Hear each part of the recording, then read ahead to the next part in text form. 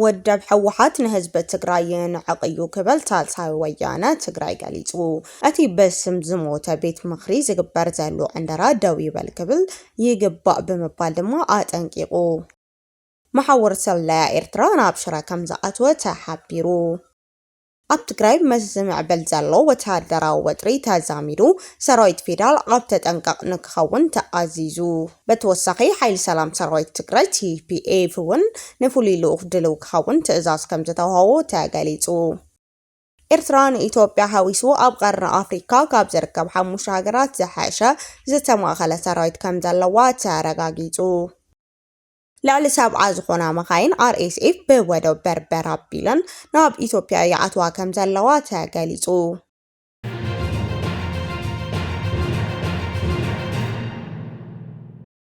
ሰላም ጠና ያበለይ ተኸታተልቲ ትግርኛ ዜና ንሰዓት ዝሓዝናዮም ዜናታት ብቐንድ ነጥብታት ፈሊምናዮ ኣለና ንሰናይ መከታተልኩም ብኽብሪ ብምዕዳም ናብ ዝርዝሮም ክናስከረኩም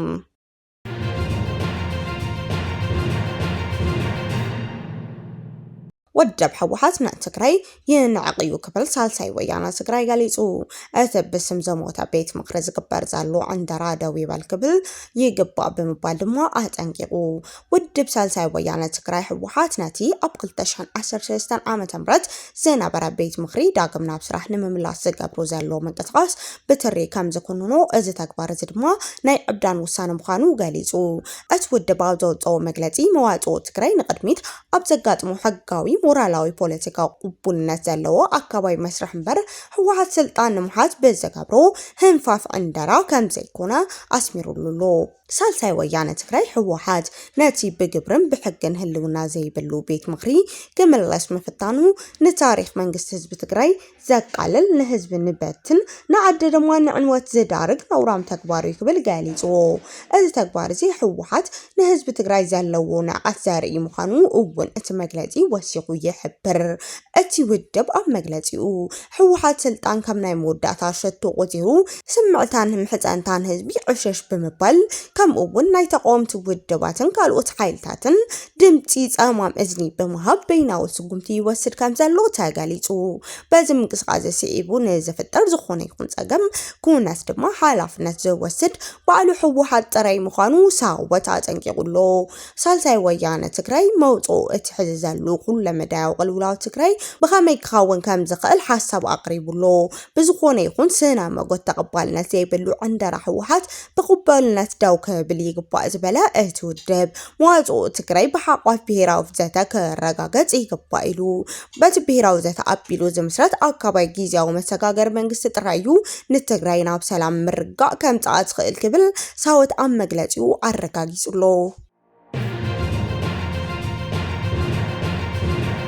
ኣብ ትግራይ ምስምዕብል ዘሎ ወተሃደራዊ ወጥሪ ተዛሚዱ ሰራዊት ፌደራል ኣብ ተጠንቀቕ ንክኸውን ተኣዚዙ ኣብ መንጎ ሕወሓትን ጊዜያዊ ምምሕዳር ትግራይ ተፈጢሩ ዘሎ ናይ ስልጣን ህንሕ ምስሓብን ናብ ዝኸፈአ ወተሃደራዊ ምስሓብ ይሰጋገር ከም ዘሎ ዘመላኽት ሓበሬታ ይወጻሉ ብመሰረት ካብ ምንጭታት ዝተረኸበ ሓበሬታ ብሓይሊ ሰራዊት TPF ዝፍለጥ ሓይሊ ሓራ መሬት ንፍሉይ ልኡኽ ድልው ክኸውን ትዕዛዝ ተዋሂብዎ እዚ ሓይሊ እዚ ኣብ ትክልል ፈጢሩ ዘሎ ናይ ስልጣን ባዶነት ምስሓብ ንምርግጋጽ ወይ ድማ ንወሳኒ ወተሃደራዊ ስርሒት ንክዳሉ ዝተውሃበ ትዕዛዝ ምዃኑ ይገልጽ ሕወሓት ንፕሬዝዳንት ጊዜያዊ ምምሕዳር ጀነራል ታደሰ ወረደ ስልጣን ከኣረክብ ዝብል ቃጢን ትዕዛዝ ኣመሓላሊፉ ነይሩ ይኹን እምበር ጀነራል ታደሰ ወረደ ነቲ ካብ ውድብ ዝመጸ ትዕዛዝ ብንጹር ከም ዝነጸጎ ስልጣን ንከይርከብ ከም ዝወሰን ተሓቢሩ እዚ ድማ ኣብ መንጎ ወተሃደራዊ መዋቕርን እቲ ፖለቲካዊ ውድብን ዘሎ ንሕና ስልጣን ናብ ዝለዓለ ደረጃ ከም ዝበጽሐ ዘርኢ እዩ እዚ ኣብ ትግራይ ዘሎ ውሽጣዊ ወጥሪ ተዛሚዱ ድማ ሰራዊት መከላኸሊ ፌደራል ኢትዮጵያ ኣብ ዝለዓለ ተጠንቀቕ ክኸውን ትዕዛዝ ተዋሂብሎ ሰራዊት ፌደራል ኣብ ዶባ ስትራቴጂካዊ ቦታታት ዘለው ምንቅስቃሳት ብምጽናዕ ዝኾነ ይኹን ጸጥታ ዘዛረግ ተግባር ንምምካት ሰላም ንምቕናዕ ድልው ምዃኑ ተፈሊጡሎ እቲ ተኸታታሊ ወተሃደራዊ ምድላው ናይ ስልጣን ንሕንሕ ኣብ ህዝቢ ትግራይ ንዓበ ስጋትን ራዕድን ፈጢሩ ይርከብ ህዝቢ ገና ካብቲ ዝሓለፈ ኩናት ከይሓወየ በጥሜት እንዳተሳቀየ ከሎ ሓይልታት ፖለቲካ ናብ ሓድሽ ወተሃደራዊ ምስሓብ ምእታው ነቲ ዞባ ናብ ዘይተደለየ ጥፍኣት ከእቱ ከም ዝኽእል ተዓዘብቲ የጠንቅቁ ኣለው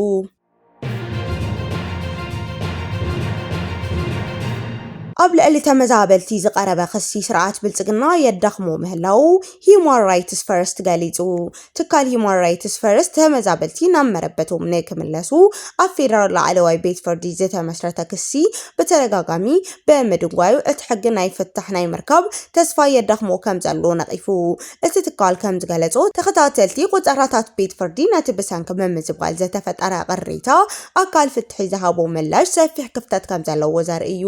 እቲ ወርሒ ሕዳር ዝቐረበ ክሲ ክሳብ ሕዚ ካብ 10 ግዜ ንላዕሊ ቆፀራ ተዋሂብዎ። መጽዋዕታ ደብዳቤ ነተኸሰስቲ ኣብ ምብጻሕ ዝተራእዩ ምድንጓያት ድማ ስርዓት ፍትሒ ዘለዎም ናይ ኣሰራርሓ ቀልጣፈ ጉለት ዘርኢ ምዃኑ ሂውማን ራይትስ ፈርስት ኣመልኪቱ። ዳይሬክተር እቲ ትካል ኣብ ዝሃብዎ ርእይቶ እቲ ክሲ ዝቐረበ ካብ ፖለቲካዊ መስሓብ ወጻኢ ሕጋዊ ኣሰራርሓ ብምጥቃም ንነቐፌታታት ፍታሕ ዝደለየሉ ስትራቴጂካዊ ሕጋዊ ክትዕን ምባል ዝዓለመ ምዃኑ ገሊጹ። ቤት ፍርዲ ኣብ ሕጊ ዝተመስረተ ኣካይዳ እንተዝስዕብ ነይሩ ፖለቲካዊ ግጭት ንምንካይን ልዕልና ሕጊ ንምርግጋጽን ዓብይ ግዳም ተጻዋታ ነይሩ ክብል እቲ ትካል ሓቢሩ። ሂውማን ራይትስ ፈርስት እቲ ክሲ ዝመስረቶ ኣብ ልዕሊ ቤት ምኽሪ ሚኒስተር ሰላም መንግስቲ ክልል ኣምሓራን ትግራይን ኦሮሞን እዩ። እዚ ትካል እዚኦም ተመዛበልቲ ብሰላምን ብድሌትን ሰብኣዊ ክብሮምን ብዝሓለወ መንገዲ ናብ መረበቶም ንክምለሱ ዘለዎም ሕገ መንግስታዊ ዓለም ለኻዊ ግዴታ ኣይተወጹን ተባሂሎም ተኸሲሶም እዮም። እቲ ክስስ ኣብ ኩናት ዝተጎዱ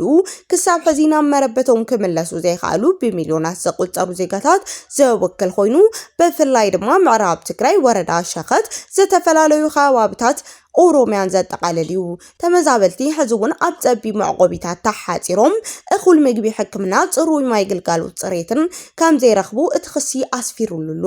ሰበስልጣን መንግስቲ ነቲ ናይ መምላስ መስርሕ ብምድንቃፍ ዘላቒ ናይ መጣየሺ ስራሕ ብዘይምስርሖም ተሓታቲ ክኾኑ እዩ እቲ ትካል ዝሓትት ዘሎ።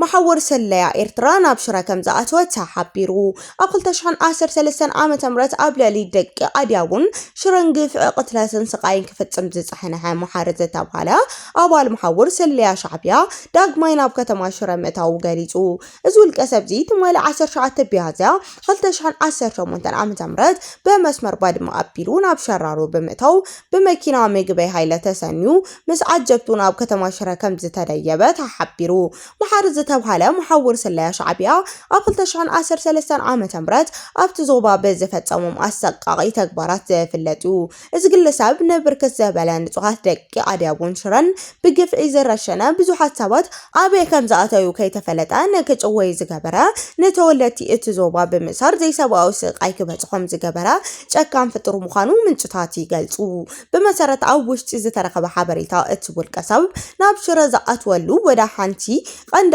علامة اتكتما شرن زركب برهان قبر قرقس زتابها والكسب وأكار رخيبو أسقاقي مرمران نمكار هجوانا بإرتران مسقار مخانو تفليتولو أزم قسقاسي أبتا كتما عباير عادفة روزالو قاتخونا نبرت اتا كتما زملكتهم نيزات أكالاتن نتحدقنيا والكسب بتسريك كتاتلووز أو اتقريبولو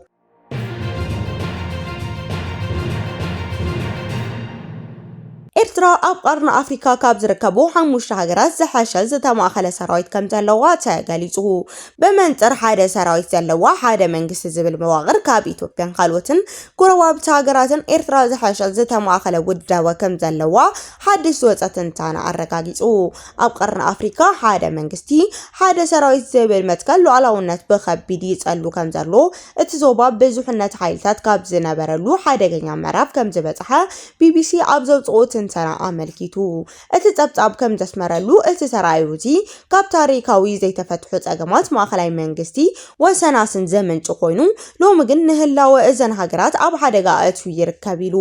ኣብ ሱዳን እቲ ኣብ መንጎ ስሩዕ ሰራዊት RSFን ዝካየድ ዘሎ ኩናት ንሱዳን ናብ ዝኸፈ ሰብኣዊ ቅልውላው ዓለም ደፊኡዋ ይርከብ ጀነራል አልቡርሃን ጀነራል ሐምዳን ዳጋሎ ነንባዕሎም በመክሳስ ንሃገር ናብ ብተና የምርሕዋ ኣለው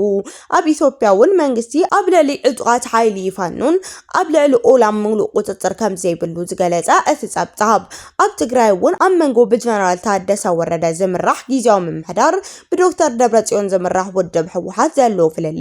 ነቲ ክልል ኣብ ክልተ ፖለቲካዊ ማእከል ከም ዝበተነን ይግለጽ። ደቡብ ሱዳን ድማ ካብ 2013 ጀሚሩ ብሰንኪ መሰሓብ ፕሬዚዳንት ቫልቫኪርን ሪክ ማቻርን ኣብ ኩናት ሕድሕድ እትርከብ እዛ ሃገር መራሕታን ንሰራዊታን ኣብ ሓደ ሃገራዊ ትካል ክጽንበሩ ፍቃደኛታት በዘይ ምዃኖም ሰላም ክሰፍን ኣይከኣለን ኢሉ። ሃገረ ሶማልያ እውን እንተኾነ ከም ፖለቲካዊ መሰተያ ዝትገለገለሉ ሶማልያ ተጋላት መንግስቲ እንተዳ ፈሪሶም እቲ ኣፈላላይ ብሰላማዊ ፖለቲካዊ ዘይኾነስ በጎይታዊ ትኾናት ከም ዘመላ ህያው ኣብነት ምዃና ጠቂሱ። ኤርትራ ብወገና በኣንጻር ጎረባብታ ዝሐሸት ዝተማእኸለት ሰራዊት ከም ዘለዋ ዝገለጸ እቲ ትንተና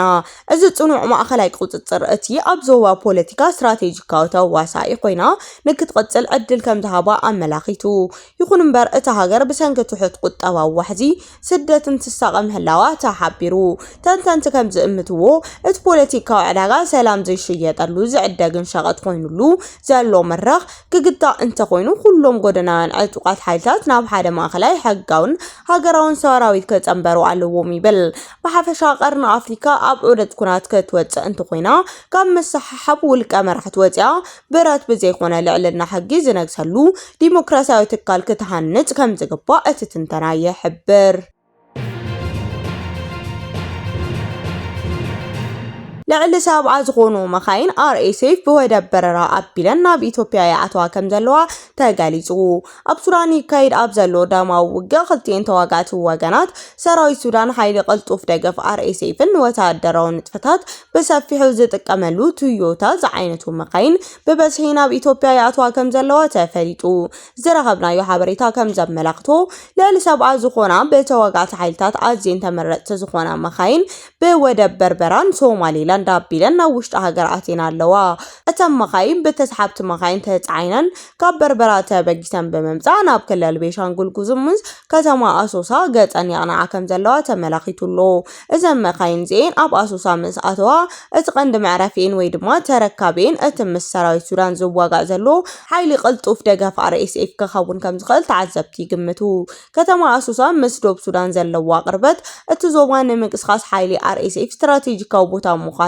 ነቲ ግምት ዝያዳ ዘጠናኽሮ ኮይኑሎ። ኣብ ምረበዳታት ጽንኩር ኩነታት ኣየር ንምንቅስቓስ ዝጥዕማ ቶዮታ ላንድ ክሮቨር ኣብ ውግእ ሱዳን ንዝተፈላለዩ ኣገልግሎት ይውዕላ ኣለዋ። እዚ ምንቅስቓስ እቲ ኣብ ሱዳን ዘሎ ኩናት ብዝተፈላለዩ መስመራት ተወሳኺ ወተሃደራዊ ቀረብ ይረክብ ከም ዘሎ ዘመላኽት ኮይኑ እዘን መኻይን ብኸመይ ብወደብ በርበራ ኣቢለን ክሓልፋ ከም ዝኽእላ ምንጭታት ናብቲ ዕዳጋ ንምፍላጥ ክትትል ይገብራ ከም ዘለዋ ተሓቢሩ።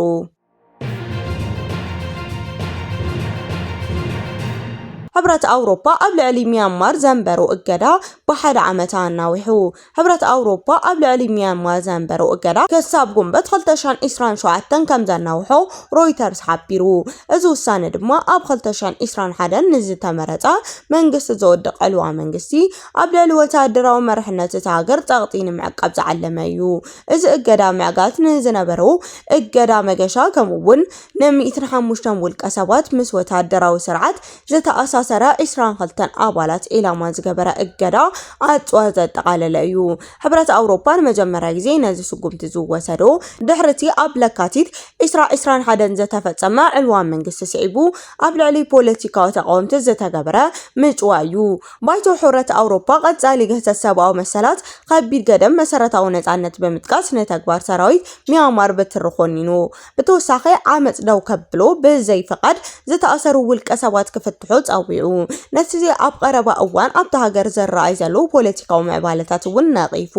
ኣብ መጀመርታ ናይ ዝወርሒ መራሒ ዕልዋ መንግስቲ ሚን ኣንግ ላይንግ መንግስቲ ምዕራብ ወተሃደራዊ ምምሕዳር ንምቕጻል ዝዓለመ ናይ ምትላል ተባሂሉ ድሕሪ ዝተወገዘ ምርጫ ፕሬዚዳንት ሚያንማር ኮይኑ ከም ዝተመረጸ ይገልጽ። ሕብራት ሃገራት ድሕሪ እቲ ዕልዋ መንግስቲ ብውሕዱ 3.6 ቢልዮን ሰባት ተመዛቢሎም ከም ዘለዉ ማሕበር ሓገዝ ንፖለቲካ እሱራት ኣሳስ 8,000 ቅትለት ናብ 31,000 ዝቐርብ ማእሰርቲ ከም ዘረጋገጸን ልዕሊ 22,000 ሰባት ኣብ ማእሰርቲ ከም ዝተረፉን ይገልጽ። ሕብረት ኣውሮፓ ንወተሃደራዊ ሰበስልጣን ሚያንማር ቀጥታዊ ፋይናንሳዊ ሓገዝ መቁረጽ እውን ኣረጋጊጹሎ።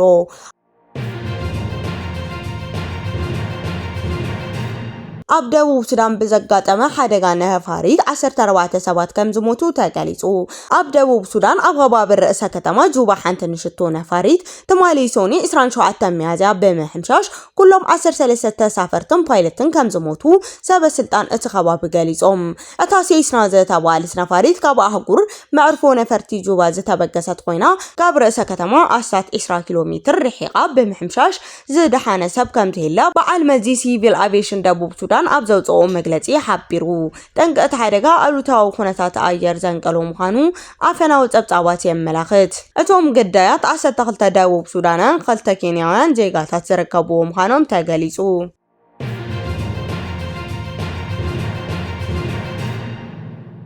ክቡራትን ፍትወትን ተኸታተልቲ ዜናታትና ነዚ ሰዓት ዘዳለናዮም ሓድሽ ምዕባለታትን እዋናዊ ሓበሬታታትን ኣብ ዘዛዚምና ኣለና። ናይ ምክትታልኩም ነመስግን።